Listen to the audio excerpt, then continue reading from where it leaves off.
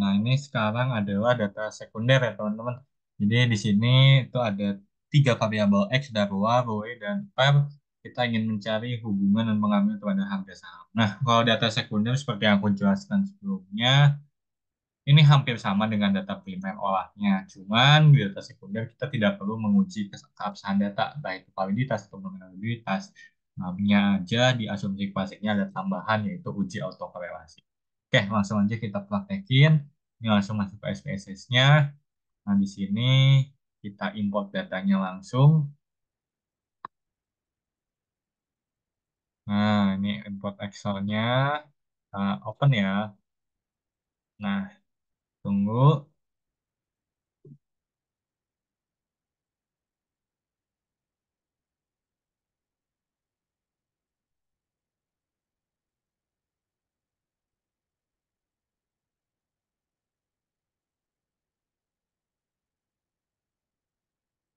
Oke, ini lagi loading, teman-teman. Lagi masukin data dari Excel-nya.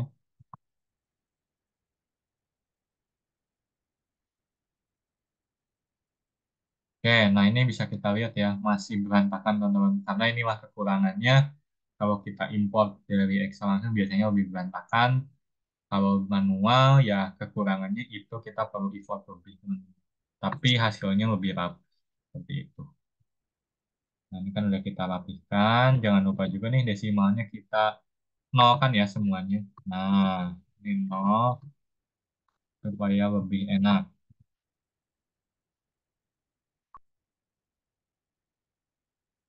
Ini bawah sebagai X1, bawah sebagai X2, lalu ada per sebagai X3, harga saham sebagai variabel Y.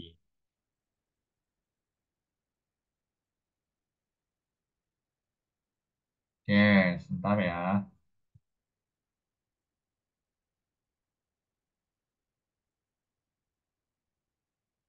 Oke, nah ini ke data view.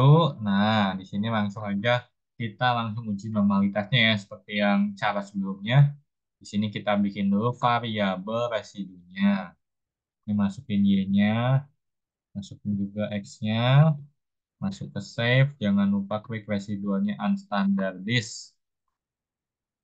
Nah, ini muncullah residunya. Nah, di sini kita uji normalitas, klik non-parametric test, lalu one sample KS, masukin unstandardized-nya, langsung kita uji normalitas.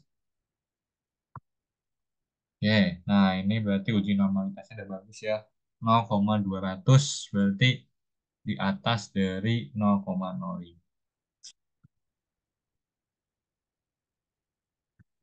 Oke, terus kita uji linearitas. Regression, linear, compare means. Nah, kita masukin variabel y-nya. Nah, ini x-nya juga dimasukin. Optionnya jangan lupa kita klik test for linearity. Nah, ini bisa kita lihat. Nah, ini yang harga saham terhadap TOA X1 ya. Ini adalah nilai linearitasnya 0,534. Berarti aman ya, karena di atas 0,05. Langsung selanjutnya, ini 0,213 juga di atas 0,05. Nah, berarti bebas linearitas. Nah, seperti itu. Kita namain uji linearitas. Nah, terus selanjutnya kita masuk ke uji multikolinearitas. Regression, lalu kita pilih linear, bisa dulu. Harga saham kita masukkan sebagai dependen. Bahwa ROI dan PAR kita masukkan sebagai independen. Terus di sini save-nya. Nggak usah. Berarti kita di statistics. Nah, linearity diagnostiknya kita klik ya. Oke. Nah, ini dia. Nah, bisa dilihat ya. Nilai linearity-nya harus di atas 0,10. Nah, berarti udah di atas 0,10 semuanya ya. Dan nilai PIF-nya di bawah 10. Nah, ini juga udah di bawah 10. Berarti kita bebas dari gejala multikolinialitas. Oke, selanjutnya kita masuk ke uji heteroskedastisitas. Kita bikin dulu variabel residunya supaya jadi absolut. Nah, ini aritmetik, jangan lupa ABS. Nah, absolut. Masukkan variabel residunya ABS res. Nah, udah positif semua. Lalu kita uji langsung regression, linear, reset, dan standardis. Bahwa per sebagai variabel independen. Kita klik. Oke. Nah, bisa lihat yang di sini ya.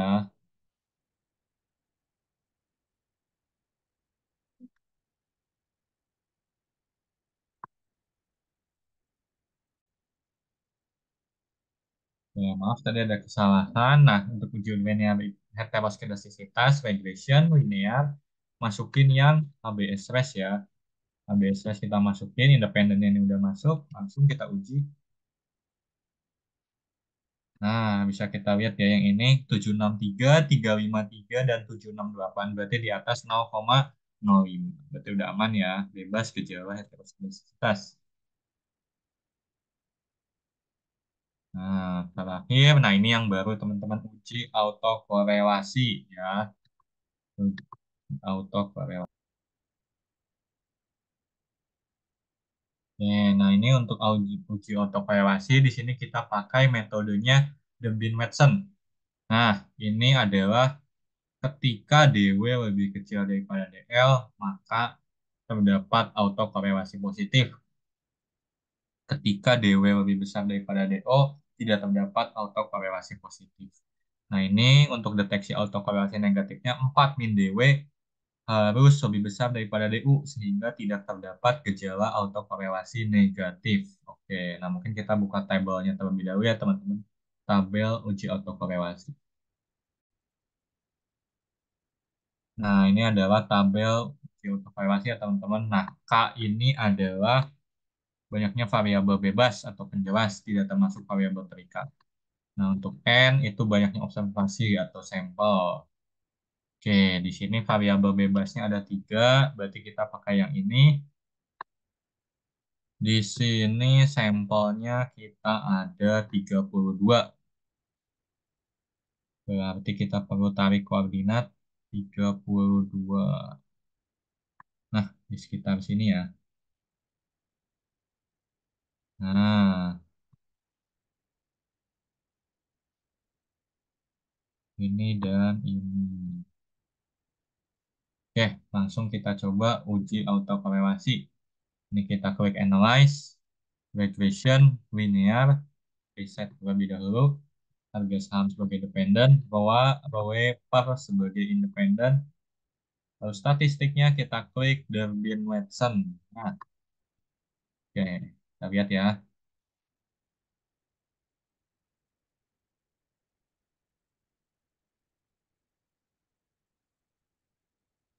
Oke, nah ini kita lihat yang model summary.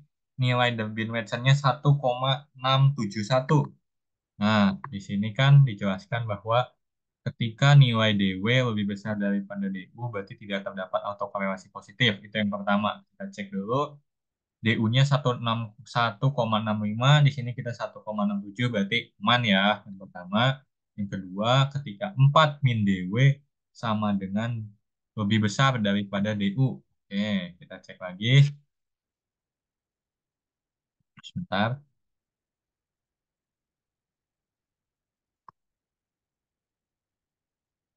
Oke, di sini adalah 4 min DW harus lebih besar daripada DU. Oke, 4 berarti kita min 1,671 lebih besar daripada 1,65. 65 berapa tadi? 6505. Oke, nah ini udah secara kasarnya aja udah 2,3 sekian ya. Berarti kan jelas lebih besar daripada 1,65. Nah, berarti data kita bisa kita katakan nih bebas gejala autokorelasi baik itu positif maupun negatif. Autokorelasi. Nah, udah nih, uji asumsi klasik udah selesai, saatnya kita regresi berganda. Oke, langsung riset. Harga saham masukin independen, bahwa ROE par masukin independen, langsung aja. Nah, statistik deskriptif, statistik ini ya langsung kita uji persamaan regresi berganda. Oke, kita bikin di sini persamaan regresi berganda. Nah, Y sama dengan A plus B X1 ditambah BX2 ditambah BX3. Y sama dengan sini berarti A-nya adalah negatif 7.026. Wah, angkanya ini agak kurang bagus ya. Nggak apa-apa. Tambah BX1-nya 2812,565 X1 ditambah 77,417 X2 ditambah 391,547 X3. Oke. Nah, inilah persamaan regresi bergandanya. Nah, berarti kita terjemahkan lagi sesuai dengan yang ini ya. Tuh, ketika nilai konstantanya positif, ini kan sedangkan sini negatif, berarti hubungannya nanti tidak searah ya, teman. Hubungannya tidak searah berarti artinya bahwa Roy dan Par ketika naik, dia belum tentu mempengaruhi kenaikan si harga saham. Bisa saja harga saham turun gitu. Nah, berarti kan tidak searah ya itu artinya.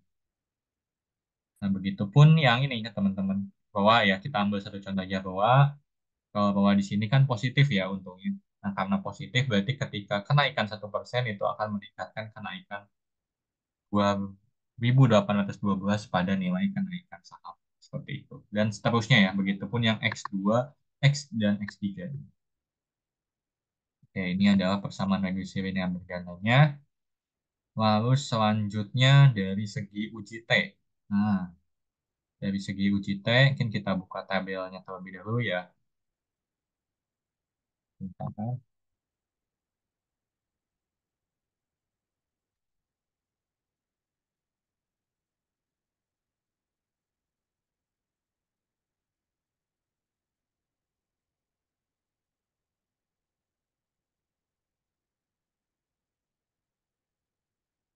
Oke, ini uji T. Tadi sampelnya ada 32, berarti koordinat koordinat horizontalnya kita cari yang sampelnya 32 dikurangi variabelnya ada 4, 28 ya. 28, 28 persentasenya kita pakai yang standar aja ya, 0,05. Nah, berarti di sini,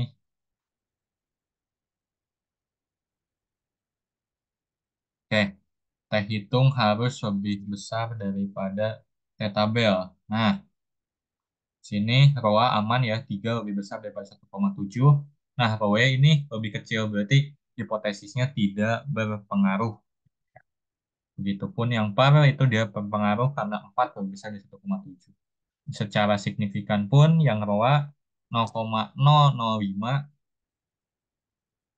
itu berarti aman ya. Karena secara aturannya, nah, UCT ini adalah signifikansinya harus lebih kecil daripada 0,05. Nah, berarti aman. Yang pegawai yang nggak aman ini. Pegawai berarti hipotesisnya tidak terjawab. Dan paralel itu juga aman karena signifikasinya 0. Nah, uji F-nya di sini nilainya 33. Kita cek dengan F tabelnya ya. Tabelnya berarti di sini. Nah, F tabelnya pembilangnya di sini kan. Nah, DF sama dengan K, jumlah variabel kurang berarti kita pakai yang 3 ya. 4 kurang 1, 3. Ininya sampel berarti 32 kurang 4, 28. Ini kita cek di sini. 2,29. Jelas ya. 33 lebih besar daripada 2,29. Oke, berarti semuanya aman. Artinya,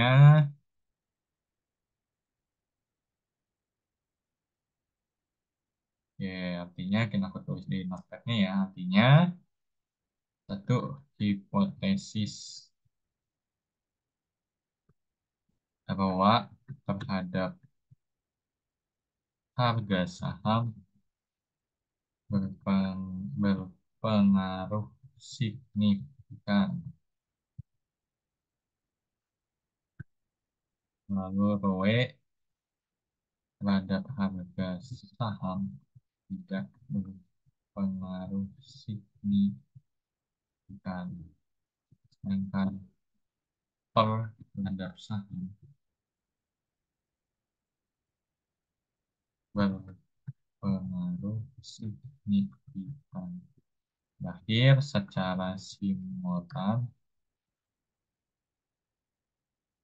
atau bersamaan, ROA, ROE, dan per berpengaruh nyata terhadap harga saham. Oke, seperti ini ya. Nah, dan selesai. Nanti aku masukkan ke drive ya, teman-teman. Terima kasih.